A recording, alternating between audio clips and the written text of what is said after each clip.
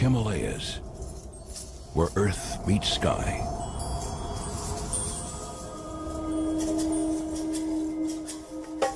Prowling this broken landscape is one of the most rarely seen creatures on earth, the snow leopard. So elusive, only a few are privileged to catch a fleeting glimpse. Veteran filmmaker Hugh Miles and his team spent 4 years fighting freezing temperatures and dangerous altitudes. Sometimes these mountains can seem cruel, and the sub-zero temperatures feel unrelenting. Their dogged determination is rewarded with never-before-seen footage. But glimpse it for a moment, and then it's gone.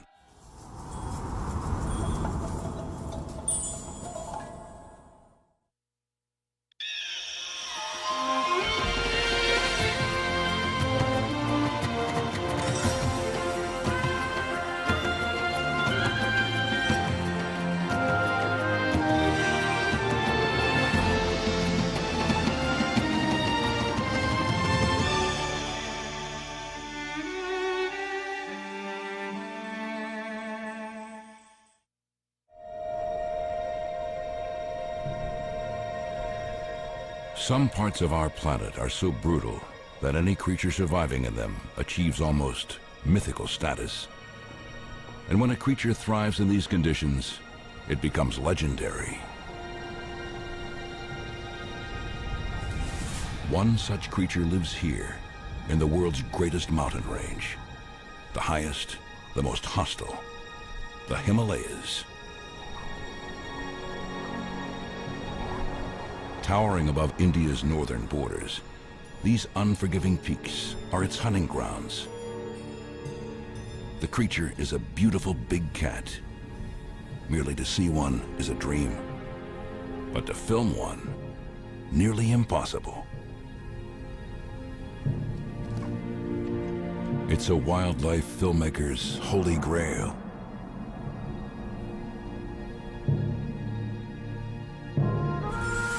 The snow leopard.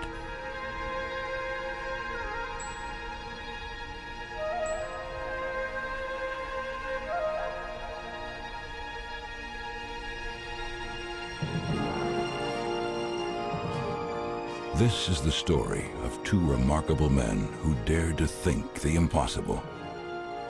They believed they could find and film the snow leopard up close and personal. It would take the team 4 years to conquer this Everest of the natural world. Like many mountain adventures, it was a quest that was to end in both tragedy and triumph. But all that was to come as veteran filmmaker Hugh Miles and his team headed into the mountains on their first expedition. I've wanted to make a film about snow leopards for as long as I can remember. Not just because I love cats, but because the bigger the challenge, the greater the rewards. Or so they tell me. Trouble is, I think I'm probably too old to keep climbing these precipitous mountains every day. So I hired wildlife filmmaker Mitchell Kelly to spearhead the challenge. I've been crazy about snow leopards ever since I was a young fella. They're beautiful and they're rugged and they're mysterious, and they must be perhaps the most potent emblem of wildness left on the planet. When you look at terrain like this, you realise why snow leopards are so difficult to film. But it'll be almost impossible to film them alone. So up ahead is Numgill. He's the horseman, and he lives in the village just up valley. And he's an incredible animal spotter. We also have Cheetah as the chief guide, and they've both seen snow leopards quite a few times. These local mountain people are incredible. They're tough, they're resourceful, and they have a great sense of humour. And no doubt they'll need all these qualities before we finish this film. But we need a special place as well as special people if we're to succeed. And we think we have that too. Snow leopard populations are fragmented, and they're thinly distributed throughout the remotest mountains of Central Asia, places like Russia, Mongolia, China and Tibet, right through the Himalaya, and as far west as Pakistan and Afghanistan, possibly over 2 million square miles. But a particularly good place is in the northern Indian state of Jammu and Kashmir, and we're in Ladakh's Hemis National Park, just here. We think this is a good place, not just because of the rugged terrain that the snow leopards use, but because the people who live here do see snow leopards from time to time. How many there are is a mystery which we hope to solve.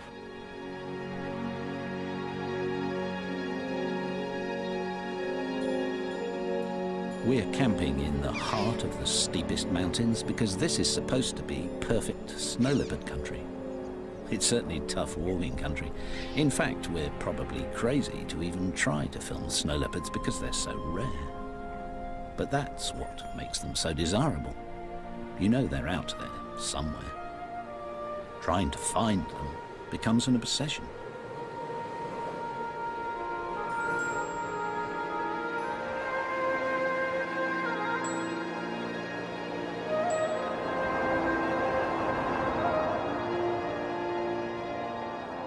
Fortunately, these ghost-like cats leave clues all over the mountains, and helping us understand them is old friend and local snow leopard expert Rinjin Wonchuk.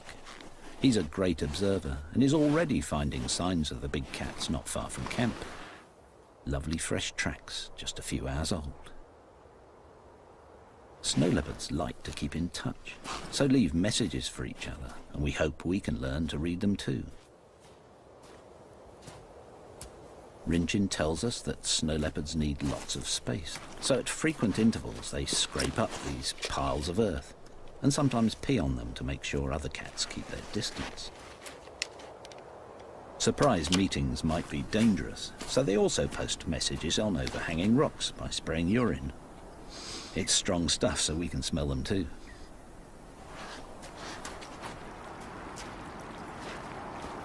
Snow leopards share these mountains with local herders, and because predators like snow leopards and Tibetan wolves occasionally kill domestic stock, the local villages are a good place for us to find out if the big cats have been seen recently. Much of this area of the Himalaya is blessed with the Buddhist faith, and as this culture reveres all life, predators are usually tolerated. Rinjin visits these villages regularly, and as our horseman Namgyal lives here, we'll always be on the local grapevine. Mind you, the villagers hardly ever see snow leopards, but they know that the cats do a lot of walking and have big territories, so finding them in this rugged terrain will be challenging. Snow leopards are only 6 to 7 feet long and really well camouflaged. And we don't even know how many there are living here. A handful at most.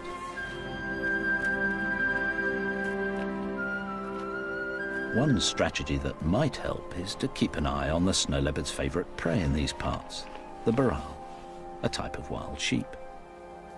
Baral look amazingly agile on these steep cliffs, but we're told this is also the snow leopard's favourite hiding place. So baral are always on the lookout for the superbly camouflaged cats.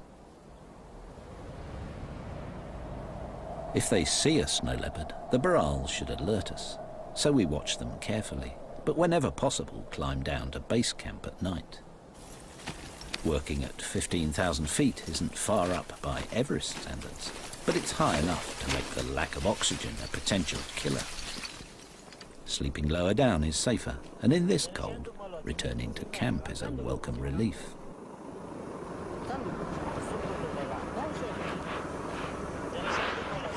Tasty meals are supplied by our Ladakhi team, giving us all a chance to discuss our strategy.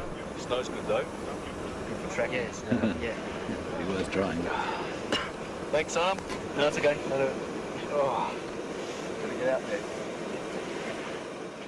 The team has a plan, but after just 3 weeks, the high altitude and freezing temperatures are taking their toll. Few have come this close to finding snow leopards before, and they're discovering why.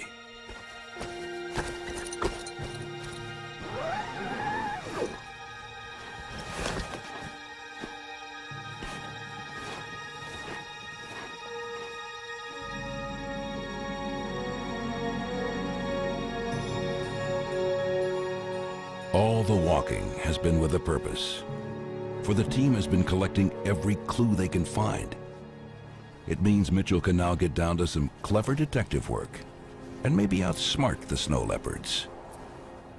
Whenever any of us has found a pug mark or a fresh scrape or a rock spray or heard a vocalization, I've marked it on this map of the area, and all of a sudden there are enough maps for a pattern to emerge.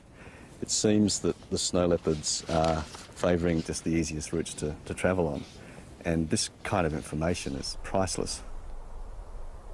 Now we're really making progress, for by knowing about their favourite routes along the valleys and ridges, we might make a success of Mitchell's plan to get the snow leopards to take self-portraits.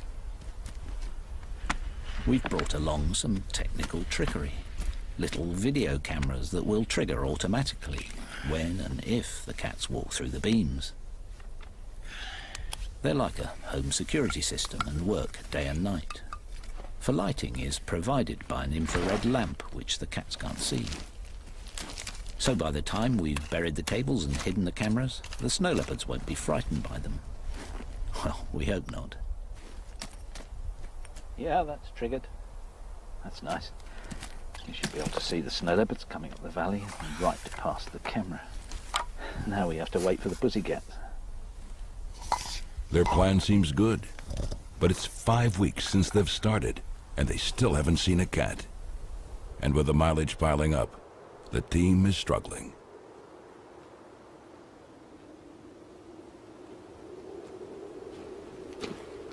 We've all been walking for 13 consecutive days without exposing a single frame of film. And I guess I should be getting discouraged, but patience always was going to be a big part of making a film about snow leopards.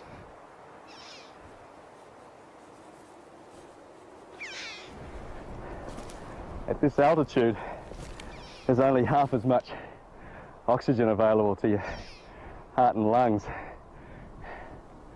Trying to learn to think like a snow leopard. I just wish I could breathe like one.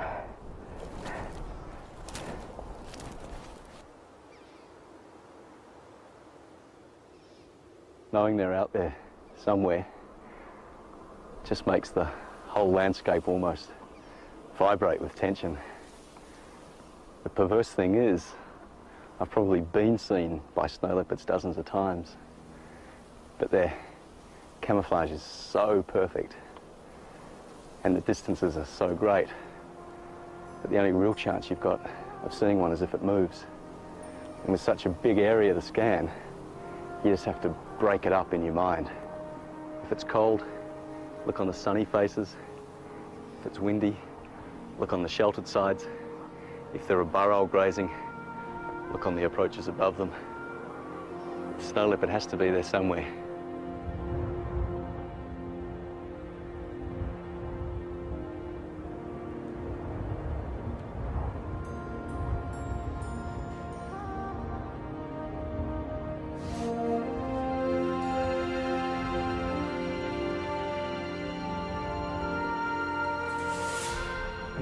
There it is.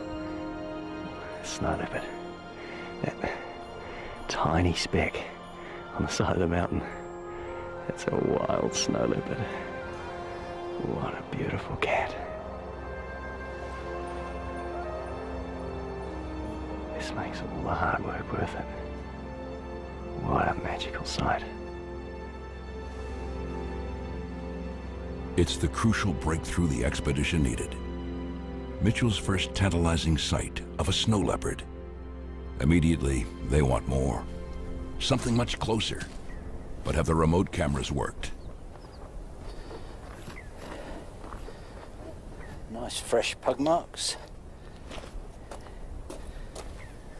And a fresh scrape. We've had so many false hopes when cats have come past and the technology's let us down, like flat batteries and digital breakup due to the cold. It's got frustrating, but rewind the tape and see whether we got lucky this time. The problem with remote cameras is that they're non-selective. And as the snow leopards share these tracks with the locals, we capture plenty of useless images. We just rewind the tapes to use them again and hope for better luck. Oh, we have got lucky. It's a snow leopard.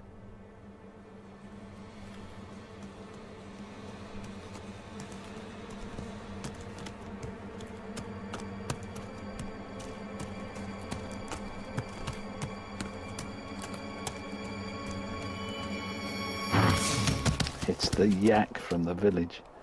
Just a bit too big to eat. Now, what else have we got? Oh, a cat by the rock. Oh, the camera's screwed up, damn it. Ah!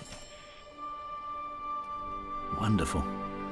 First close-up views of a snow leopard. Just gonna have another look at that. This is such good news. Because now we know the system works, we might be able to identify individuals, learn how often they pass by, and even get some idea how many snow leopards live here. What a beautiful cat. He's got a little twist in his tail. Did you notice that? That might help us to identify this one if we see it again in the next few weeks. Great. See if we can get another one. Rinchen suspects that this flat rock is an important snow leopard signpost, and after a few days, we get our first hit, a chuck or partridge. And a couple of days later, this magnificent cat. And for the first time ever, a snow leopard is recorded visiting and refreshing a rock scent. This is magical. It's becoming clear that this smelling and face rubbing allows each snow leopard to know who went past and how long ago. And spraying their own urine under the rock is a calling card, enabling them to keep in touch. The scent's pungent and long-lasting. We move the camera around, and 4 days later, another snow leopard visits the rock. We're discovering that each cat comes by about every 3 to 10 days. There's so little to eat here that they have to share home ranges, but meeting could be dangerous, so these rock sprays help to keep them apart.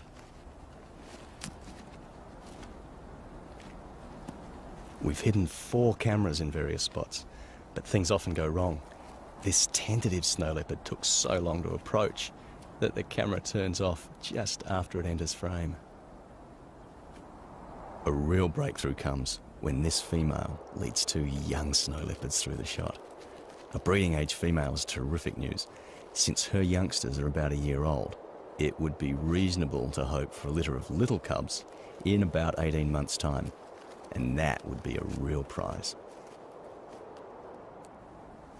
We're excited to be getting such lovely pictures of the cats, and we hope that these images will help us to identify individuals from the patterns on their beautiful coats. But it's proving tricky. They say a leopard never changes its spots, but snow leopards do, especially when they're walking, because their thick fur moves so much.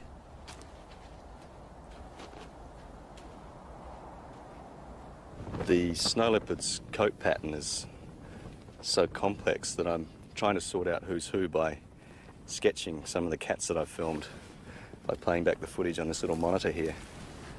Some of them are fairly easy to tell apart. This one, for instance, this very dark-faced snow leopard, who I think is a female, is very distinctive. So I think if we see her again, she should be reasonably easy to identify. And this might be the same cat, but these distance shots are too far for identification of individuals. Experience is showing us that we can safely creep the cameras in closer to the snow leopards without disturbing them.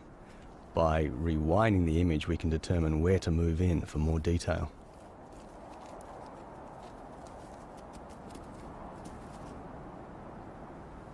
We try hard to decipher which marks separate individuals reliably.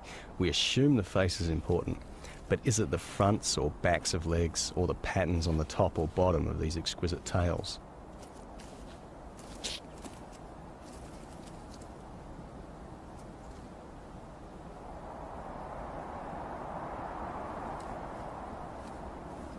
We begin to see this guy quite often, a male because of his bulk and his wide head. We hope we'll be able to recognise him if we see him again, even at a distance, because he's a slightly yellowish colour. He carries the end of his tail with a distinctive twist.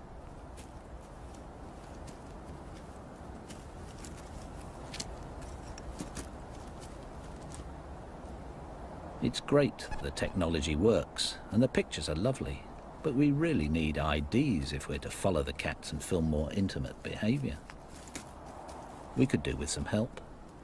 And we have the perfect person in Rodney Jackson, director of the Snow Leopard Conservancy and one of the world's leading experts on this elusive cat. Okay, good sight. With the help of our friend Rinchin, he's now attempting to census all the cats in our corner of Ladakh's Hemis National Park. Rodney hopes individual snow leopards can be identified from still photographs of their lovely coat patterns. We have only 4 cameras. Rodney has 30, but it'll still take months to accumulate enough pictures. Okay, Winston, let's try. So we'll have to be patient. Did that work? Great, really nice.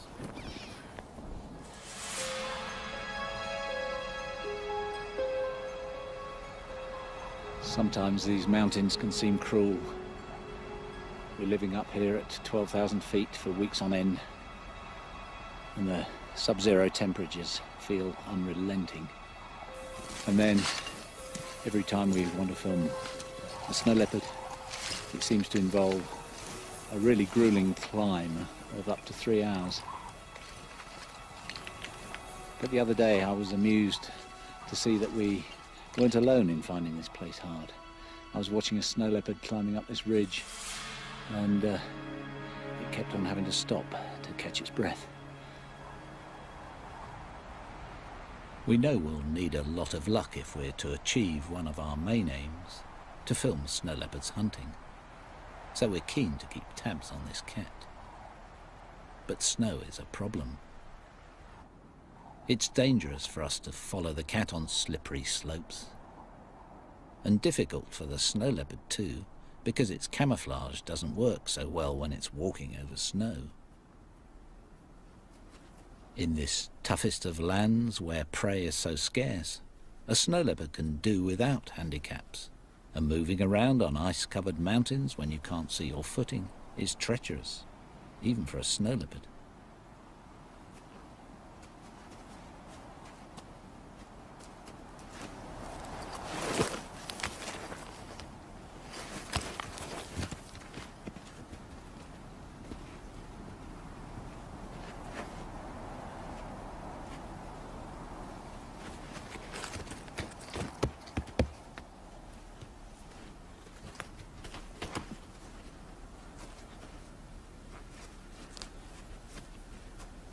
Despite the conditions, snow leopards have to keep travelling, not just to find prey, but to mark their home ranges.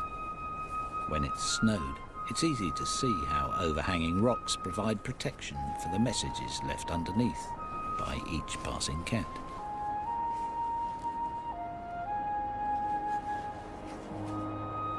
Defending their space like this is always important because there's not enough food to share. But the hazards of winter also bring opportunity.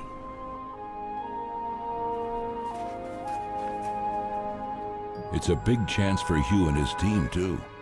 Snow leopards have never been filmed hunting, and now is a great time because their most important prey, the burrell, are starting their mating season. And that means they may be a bit distracted.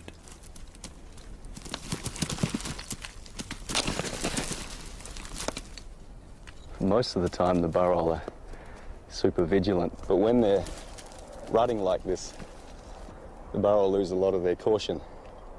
And if I was a snow leopard, I'd be watching the burrell rut very carefully.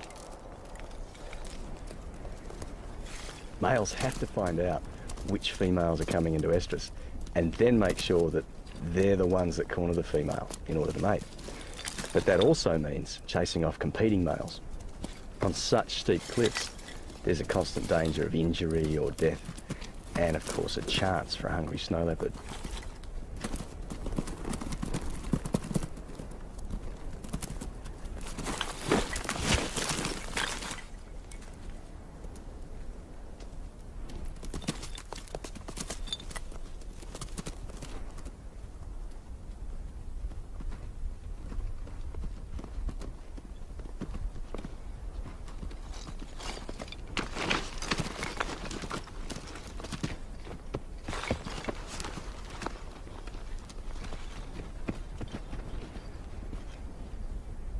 After the rut, the snow leopard's chances of hunting success increase still further because the male baral are exhausted and must find food to replenish their wasted bodies.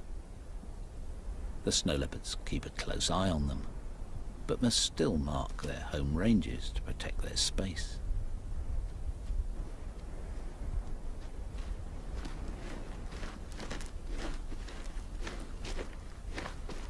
Snow leopards overlap ranges with each other, but also tried to avoid meeting for fear of potentially dangerous conflict. And this is not their only problem. What strikes me about this place is the deafening silence. It sounds devoid of life, but feels really tense. For the animals out there are fighting an elemental battle against hunger and cold.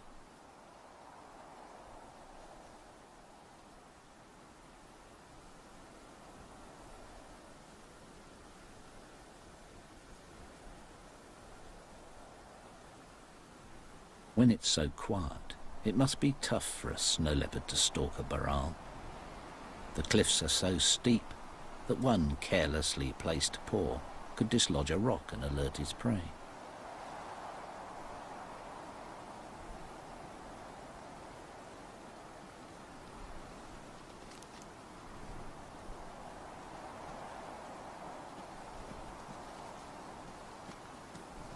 We think this is the local male, the one with the twist in his tail. He's making good use of his superb camouflage and his great stealth. With that thick-set, muscular body, short, powerful legs, and that gorgeous long tail to counterbalance during swift turns on steep slopes, he's the ultimate mountain killer. There's so little food at this time of year that the baral have to dig for roots, and with heads down like this, they're vulnerable. But the scars of a snow leopard's claws and teeth on this one's neck shows that the attacks can be shaken off.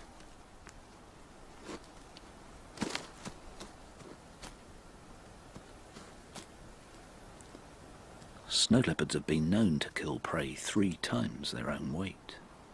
This male weighs about 100 pounds, and to aid acceleration, he'll most likely attack from above, but only if he can get close enough to the baral.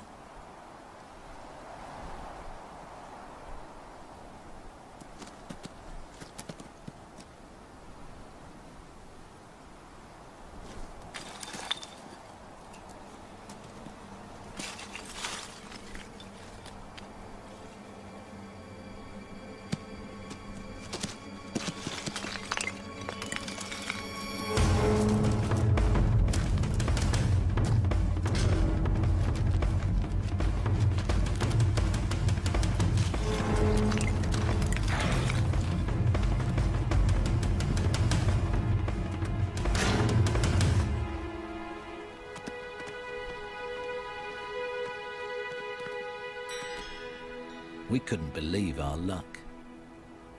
We'd started out thinking we'd be lucky to even see a snow leopard, and Mitchell had just filmed the first ever shots of one hunting. It's a great step forward. We weren't the only ones to witness the hunt.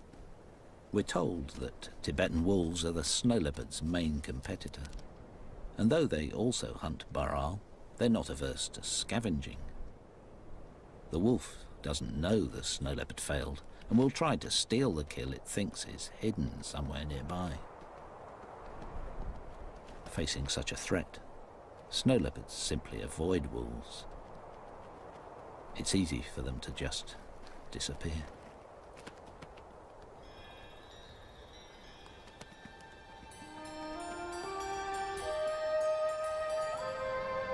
Winters here are long and hard. Summers all too brief. The growing season is short. The only moisture provided by melting snow and a sprinkle from India's monsoon rains. The baral climb higher, followed by snow leopards, And since one of our ambitions is to film snow leopard cubs, and they're born in the summer, Mitchell goes up searching for them. One of the best places to look for snow leopards in summer is a marmot colony. These plump rodents hibernate in burrows in winter, but as the snow melts, they emerge to become prey for snow leopards.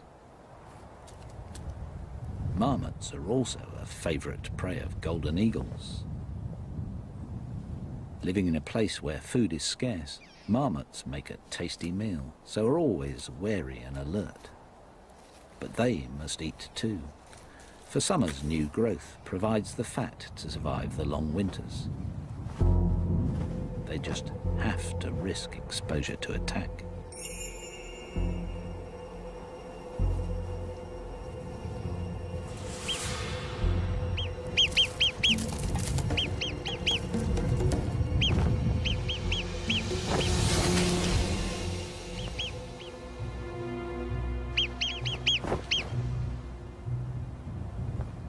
Nice to see a bit of action, but despite weeks of effort, we fail to see a snow leopard. All is not lost, however. The Baral have given birth, and for a few weeks at least, youngsters are likely to be on the snow leopard's menu. Mothers must feed hard so they can nurse their offspring while keeping an eye out for hungry snow leopards. And though all seems tranquil, the discovery of fresh snow leopard scent sends the Baral into panic.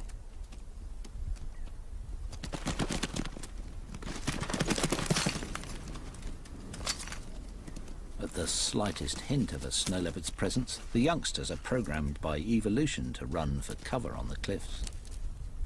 Even if this is where the snow leopards would most likely be hiding. But if they are, we aren't seeing them. In fact, Mitchell's been trying for several months to get the cats more confident by leaving his human scent on remote cameras nearby. We feared the technique might have frightened them off. We were wrong. Well, after all the frustrations and the bad weather, we've finally broken the drought, and we've filmed a snow leopard in summer. The plan that I had to start to get the snow leopards used to my presence has paid off with spectacular results. I think it's the two cubs we filmed last winter. The other one is in the distance. I'm sure it's the male that's close to the camera. He's obviously either smelt me on the camera, but he's found it and he's accepted it. And that's a major breakthrough now in what we can do.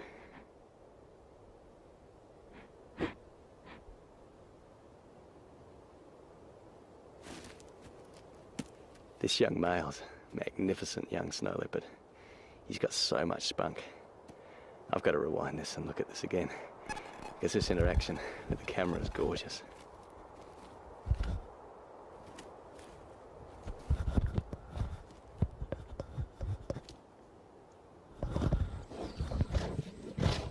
What I love about this footage is the juxtaposition.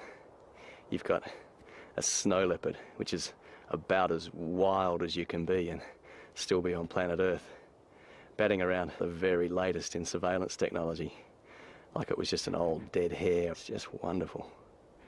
That really sums up for me the essence of the snow leopard, that confidence that it has in its own obscurity. It knows it's almost invisible in the landscape and therefore it can act and travel as it likes.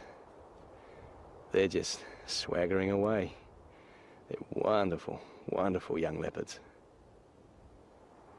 Not quite the young cubs we hoped for, but a great pair of teenagers, and according to the locals, just the age when they might get into trouble. Being inexperienced hunters, they'd be more likely to raid the local villages for a carelessly guarded goat.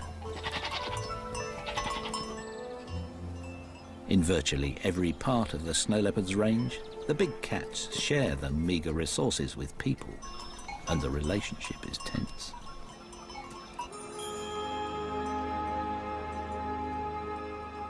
Snow leopards do occasionally kill domestic stock, and life is tough enough for these mountain people without losing their valuable animals.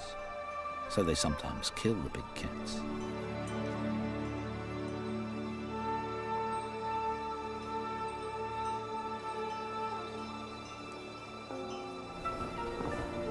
Fortunately, Buddhism's reverence for life helps to protect snow leopards in these parts most of the time, but not in many areas, and the killing of cats for Eastern medicine and their beautiful coats continues. Just the other day, we found a trap with fresh bait in it, designed to capture wolves as well as snow leopards, with steep walls to prevent escape. It was a sharp reminder of how immediate the threat is to the snow leopard's future. It's thought that fewer than 5,000 snow leopards survive in the wild, and this number is falling, so they're officially designated as endangered. If herders lose valuable animals to snow leopards, they'll only be conserved if people are tolerant. So much of Rodney and Rinchin's work involves building local support, and Rinchin visits remote villages all over Ladakh.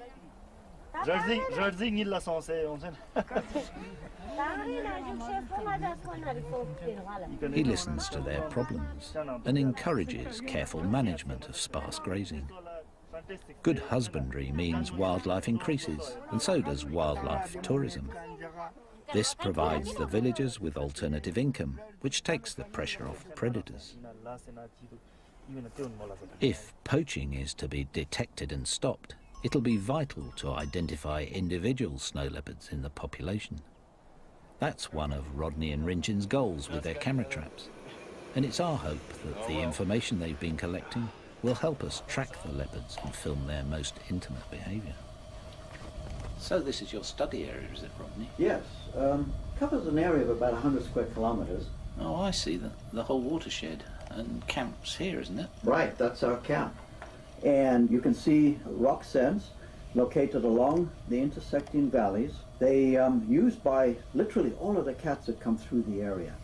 Looks like traffic chaos. Indeed, and these circles show where we place camera traps. They have to be located very strategically because our aim here is to photograph all the snow leopards so that we can get an accurate count of the animals.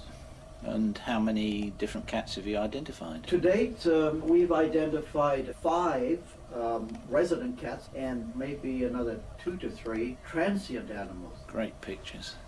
These are the movements of the resident male. One day he walked 3 kilometers in just 2 hours.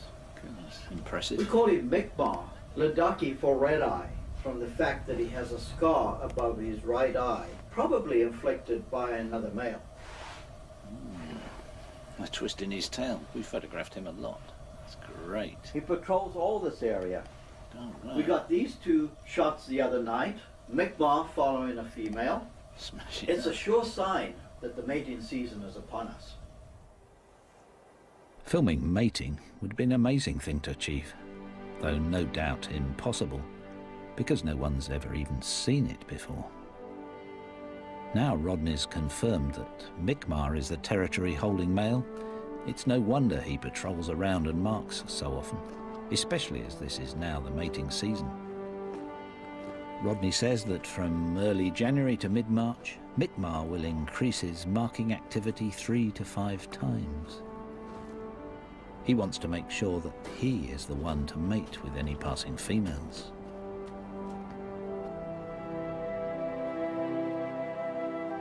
Spray rocks now take on a whole new significance. This is our local female called Dolma, and if she's coming into breeding condition, she'll want Mikmar to know about it.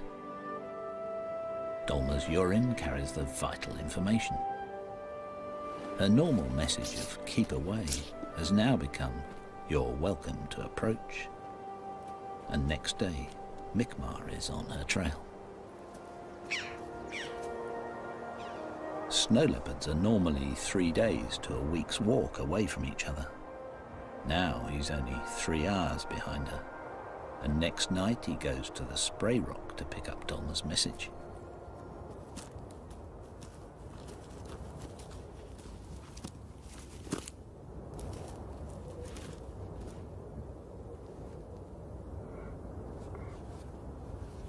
Her perfume has really impressed him. He's making quite a meal of it. His open mouth and flared nostrils allow him to read her message more clearly.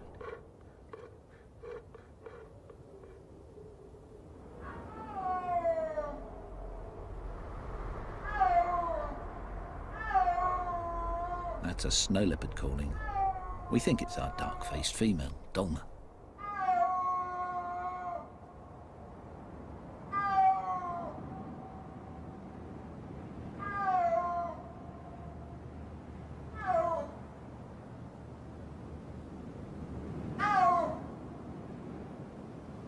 She's been calling from that ridgetop since before dawn. This is the only time of year adult snow leopards call to each other. For the rest of the year, all the scrapes and sprays are saying, stay away from me. And now all of a sudden it's, here I am, come and join me. She's chosen a brilliant spot, these cliffs, to bounce the sound off. And these three valleys to the north, the south, and one behind me to funnel the sound further. Clever girl. She's using the very shape of the mountains themselves to overcome their scale.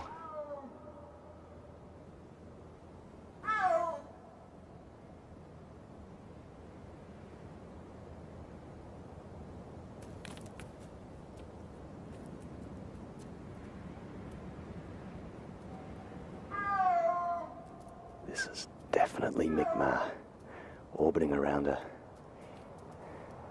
If they're like other big cats, they may call like this for hours, just coming together and wandering apart.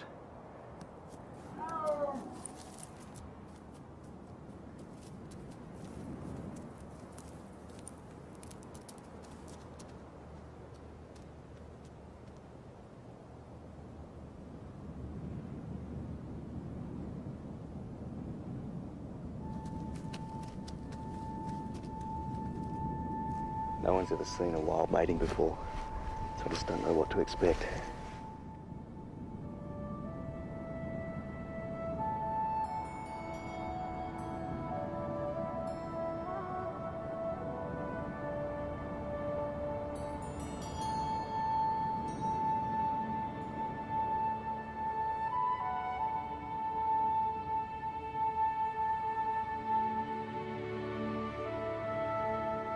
I'm surprised by how gentle this is. These two are really taking their time. Come on, guys. You mating or just sitting together?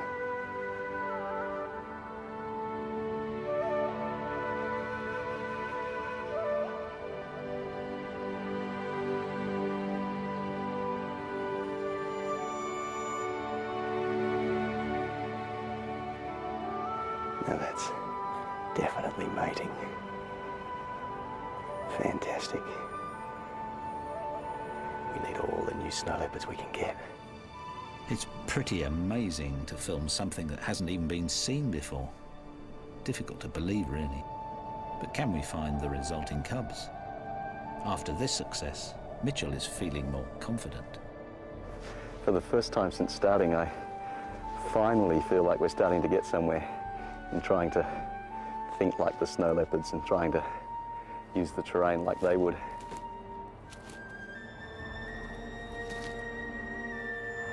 There's still a long way to go, but it feels good high up on these ridge trails, travelling and resting where the snow leopards do. But we're still behind the snow leopards, only anticipating their actions as tiny percentages of the time. The only thing to do, I think, is keep walking and keep looking.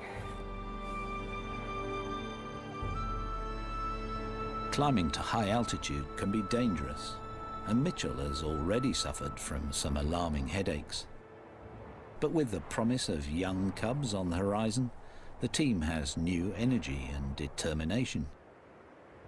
We'd failed to find cubs in 3 years of searching, but after witnessing the mating, Mitchell is back for a final summer attempt. Camping high at 15,000 feet, he plans to stake out Baral herds in the hope Dolma and her cubs will show up. Finding the burrell herds is easy as usual, but there's no sign of snow leopards. And all day I'm stalked by a biting headache. I become disoriented, and by the next morning I'm staggering and vomiting.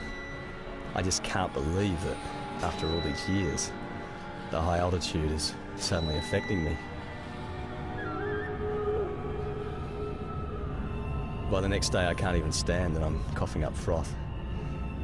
I hallucinate and twice lose consciousness as Numgill brings me down to base camp on the back of his yak.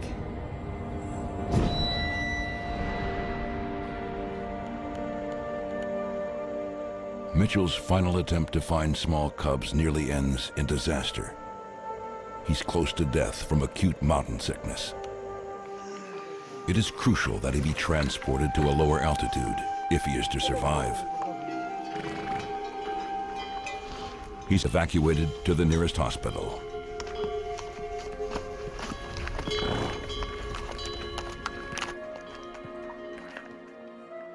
Mitchell has shot so much remarkable film that his departure is a big loss. But we're still hoping to find Mi'kmaq and Dolmar's little cubs and film a cat on a kill. So we start our 4th winter in the mountains with clear goals.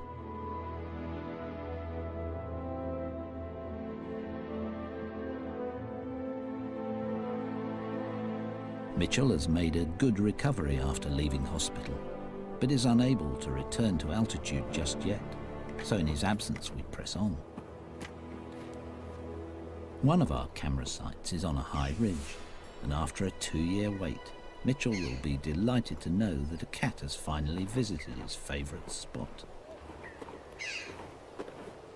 Mitchell calls this the menu site, because snow leopards can survey this lovely landscape from up here and decide what they'll kill for their next meal. We're still determined to film those little cubs, or even a snow leopard feeding on a kill, and fresh snowfall is giving us a head start. We find Mi'kmaq out patrolling his territory. He seems casual in his movements, unconcerned as he spooks the herds of Baral. Wondering what he's up to, we pick up his tracks and follow him up one of his favourite valleys, hoping he'll lead us to cubs or a kill. And he does. We've obviously disturbed him off this dead Baral, and in a panic quickly snatch a few video shots of the carcass because we've spotted him up on a ridge.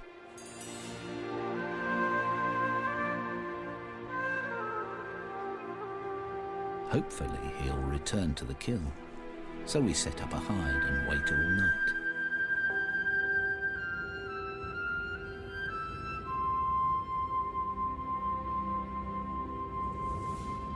At dawn, we spot Mi'kmaq on guard nearby.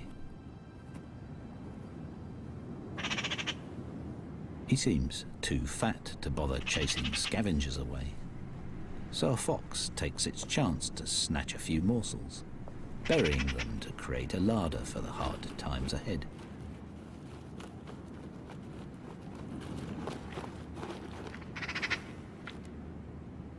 Within an hour, Mi'kmaq is back. The life of a top predator is one of feast or famine. This is a feast.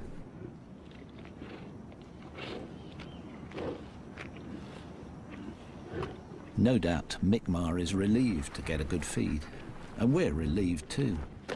For after 4 years, we finally have our close-up shots of a snow leopard feeding on a wild Baral kill. It's a privilege and a rare sight. In fact, it's difficult to express what a thrill it is to get probably the closest film ever taken of a wild snow leopard. There's also a sense of fulfillment, because over the years we've got to know a snow leopard well enough to give him a name. And Rodney's confirmed that Mi'kmaq is just one of 5 local cats, with about 3 other transients identified too. It's these interlopers that Mi'kmaq has to keep out, and his scarred face suggests he's had a long and violent life protecting his patch.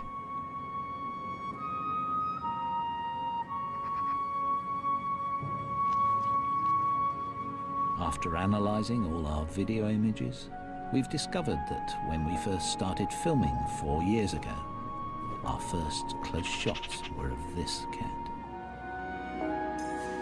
It's nice to know that Mi'kmaq and the team go back a long way.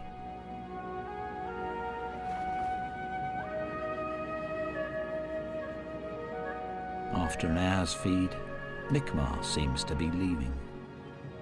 Possibly a happy cat, certainly a fat cat, but he can't resist a final accusing look at our lens. Reluctantly, we have to leave too.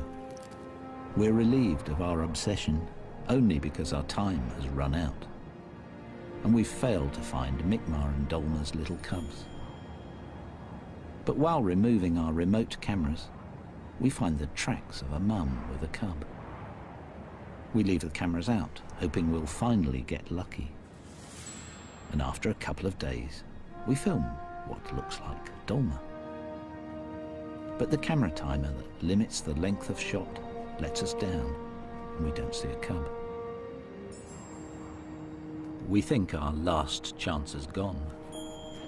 But next day, Mum comes into shot again, followed by a long pause.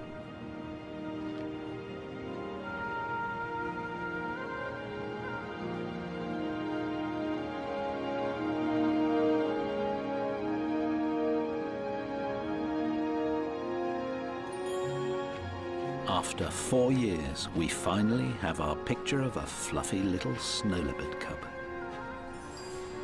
Then it vanishes like a ghost, as if to convince us that snow leopards really are impossible. The elusive cat has finally beaten us, for we haven't filmed a successful hunt or a mum with little cubs. But I guess that's how it should be. For 4 years, Hugh Miles, Mitchell Kelly, and their team have tracked these beautiful cats across the roof of the world. They've brought back the most remarkable images ever seen of snow leopards. But despite their success, they've given us just a tantalizing glimpse. Protected by this fortress of mountains, the snow leopard's veil of secrecy still remains, and much of their elusive lives continues to be a mystery.